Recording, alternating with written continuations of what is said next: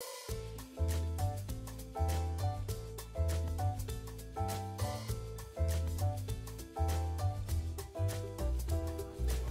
morning, TGIF. Happy Friday. You guys feeling good? I'm feeling good. Yeah. I love this forecast. I know we're going to talk about other stuff. I've been talking about the weather for like 3 hours. Yeah. But it's going to be nice. You know, Yeah. a little heat. It's going to cool down for the 4th. I'm excited. And a lot of you are getting off starting today and then through 4th of July holidays. So lucky.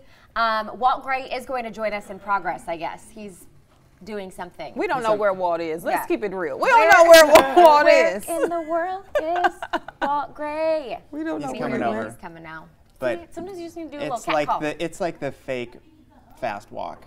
He's still meandering. He's brisk. Okay, so let's get But started. we want though. his perspective on this because his news was breaking all morning long. Right. Yes. Walt was able to put in the whole context of what we're Here he going comes. through with Here he comes. this Donald Trump, Look at President him Trump. stomping on it. Now Mika and Joe we Scarborough. Is there any room start. here? Is there any room here on this couch? Now we Yes. can Kept start. it warm for you. Thank you. Okay, us caught up to so speed. here we go. Hey, we're on so TV. Donald Trump on Mika Brzezinski and Joe Yeah. Scarborough. Okay, so the hosts of Morning Joe finally went on the air this morning and made a big response. They also did a little article in the Washington Post to the president after the president yesterday tweeted that Mika had a bloody face after a facelift and called her having a low IQ. Basically, he's mad that Joe and Mika kind of attack him on their show, and they have kind of a commentary show on MSNBC, and that's what they do, and they'll admit it. They're not huge fans of him. So anyways, he goes to Twitter, says all these things, big backlash by both Republicans and Democrats. So today, Mika and Joe respond. They say that they're not offended, but they're concerned for the country, and they think that there is something wrong with the president. So we want to share with you their comments that they made this morning, and then we're going to dive into what all this means. So listen to this.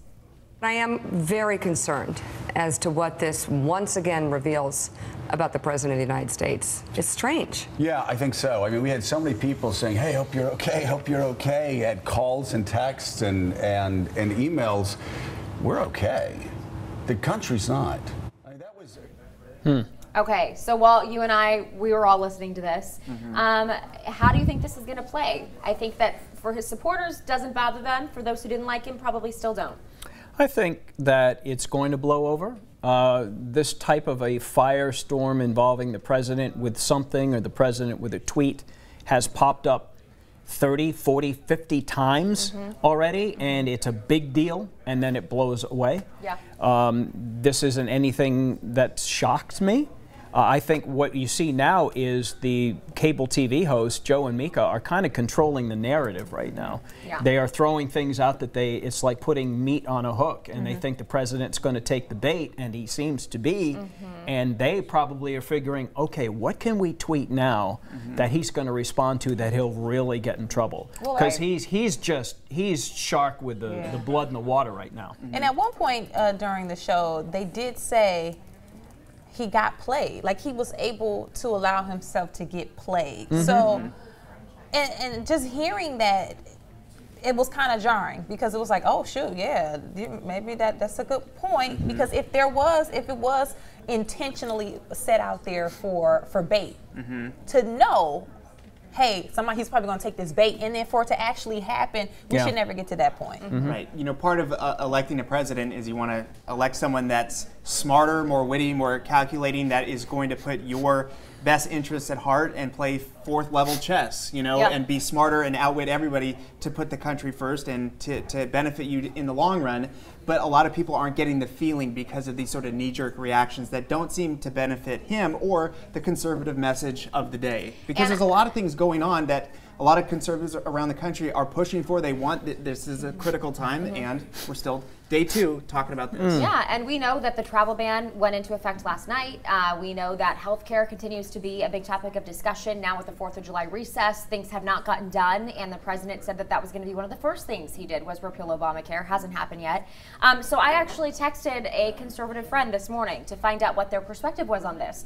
Is this bothering you? Does this change your opinion? Do you care? And she responded saying that this was frustrating.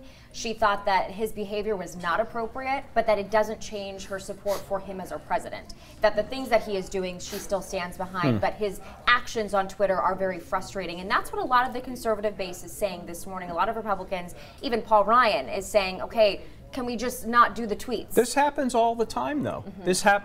We could do a show like this once a week about things the president says. Now, let me put a conservative hat on. So he says things. He attacks cable TV. In the big picture, does that really matter? Right. If he insults people, he insults people. The bigger idea is, how is he running the country?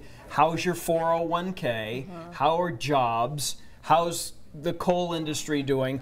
That's what people should be focused on. It seems that a lot of people are focused on his tweet wars, what he says about people, how he insults people. You know, that's kind of poor form. But ultimately, do we get too caught up in him being the way that he is? Right. And does that really matter when you have all these other things, ISIS and all that other stuff? Isn't that what we should be focused on? Well, let's put it in the perspective of a Fortune 500 company. Let's say you were the head of a Fortune 500 company and it comes out that you were involved in some type of scandal, whether it's something that you said that was egregious towards your employees, whether it was something that you did. Who cares if the market is high and your stocks are up? You're gone. out. You're gone. Right. So my question is, why not him? if there's a set of rules, right, and everybody has to abide by the rules. Let's say you're just a regular old Joe working your 9 to 5. You're out. You can't do that at your job either. No. So, but why? he plays by a different set of rules. Yeah. I don't know how or why, but they talked about Ronald Reagan being Teflon. This guy is Kevlar. I mean, this is like, there's nothing you can get him on unless you've got him saying it on tape or it's written down, and no one's been able to nail him on anything. But I do think that, you know, if you look at the poll numbers, they are slipping. They have been slipping for a while since inauguration. So there is a gradual erosion of people that are maybe on the fence. Then maybe they hit their tipping point saying, I support conservative policies, but I can't support this president anymore. I do not, which is a response to a poll question. Do you approve or not approve? And those numbers are slipping. But a lot of course, people they're would going say to change that over those time. polls are biased already. You know, there are other sides to that too. I would say this with polls. They don't tell you everything, Right. but they tell you something. Hey, the polls on election day said Hillary was going to win by 4%. Yep. Right. And Didn't when happen. I woke up the next morning, I said, I will never trust or believe a poll ever again, because during election night, is 4%, I thought Hillary would win by 6%. Just the early vibe I was getting. And when I woke up the next day, I thought, I will never. What do polls mean? If that was so wrong, what do polls mean? Yeah. Well, they also had President Obama and Mitt Romney neck and neck, and we see how that ended. So we should have learned a long time ago about that. Let me go ahead and advance the story, though, because this morning, of course, President Trump, who says that he does not watch Morning Joe, watched. And he tweeted, and then he got another response. So we're getting response to response. Twitter war continues. So, Awesome. So the president said, watch the low-rated, he continues to say that, Morning Joe for the first time in a long time, in cap letters, fake news. He called me to stop a National Enquirer article. I said no, bad show, talking about Joe. So then Joe responds. Joe says, yet another lie. I have texts from your top aides and phone records. Also, those records show I haven't spoken with you in many months. So now this puts on the table, is he a liar too? Or not only is he degrading women through Twitter, not only is he saying things that might sound pretty vile toward women in general, but now is he also lying about these things? We remember the tapes with Comey. Are there or are there not tapes? We remember the Billy Bush scandal with the woman. And so now I'm thinking, okay, Melania Trump, First Lady, she's got to be able to talk to him. Her platform is on cyberbullying. But even she is saying he fights fire with fire. This is how he is. That's how it's been. That's how the Trump folks are explaining this, is that he fights fire with fire, and usually that's enough of an explanation that this will blow over. However, Joe says he's got documentation that the president is lying in this particular case. The Billy Bush thing was actual sound of the conversation, so there was documentation of that. However, when the Billy Bush thing came out, everybody went crazy. And you know what happened a few days later? Billy Bush got fired, and Donald Trump was elected president. So, like I said, there are rules that apply and don't apply, and it just seems that this president has a very large following of people who don't care what he says. They want to see how he governs, and that's just how it's rolling. And I would expect this is how this is going to roll. Yeah. I think there's one other thing in when they were explaining their side of the story, and they also wrote an op-ed in the Washington Post, both of them together.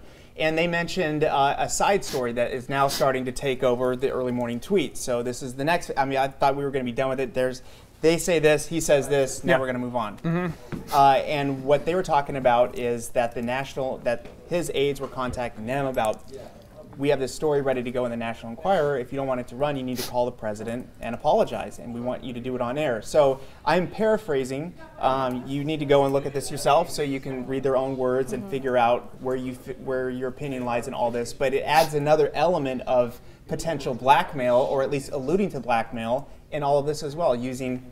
It's National Enquirer, right? But it is out in front. It's printed words out in front of people, projecting a message. Look, I look at the headlines of the National Enquirer when I'm in the grocery checkout, just like everybody else.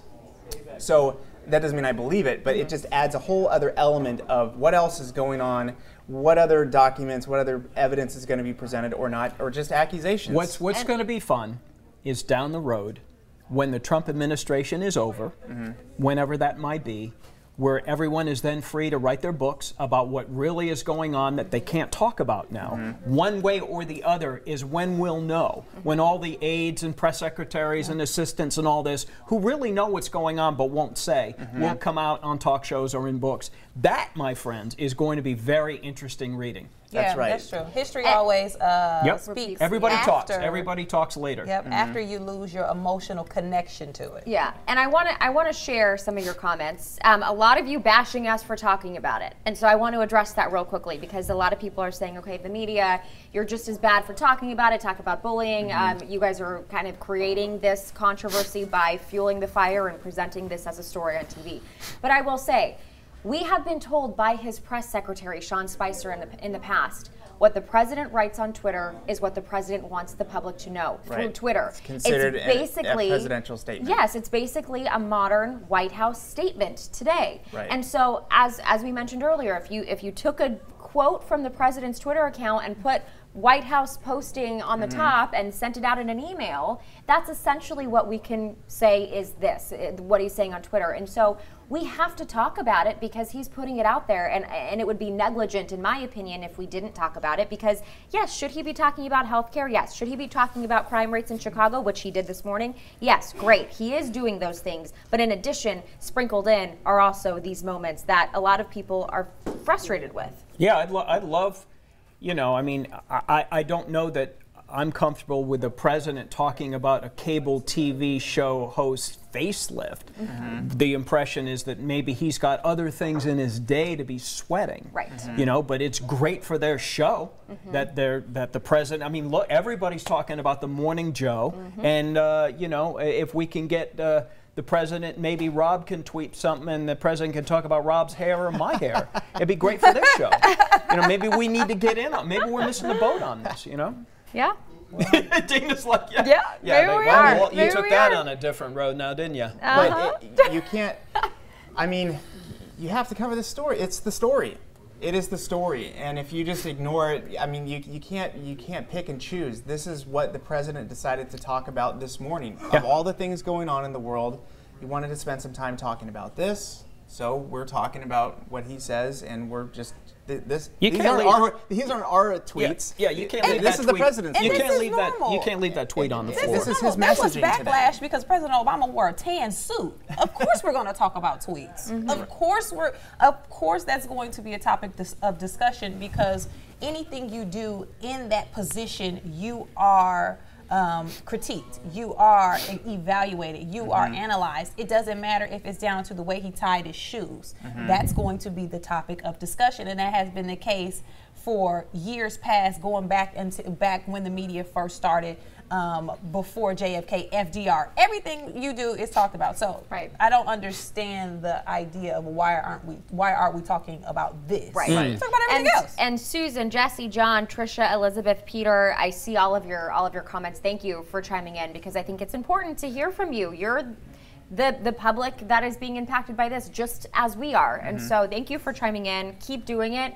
We'll continue to look at the comments throughout the day, but this is not the end, I don't think. Mika and Joe, by the way, were supposed to go on a vacation. They were joking about that this morning, and they stayed back to address this.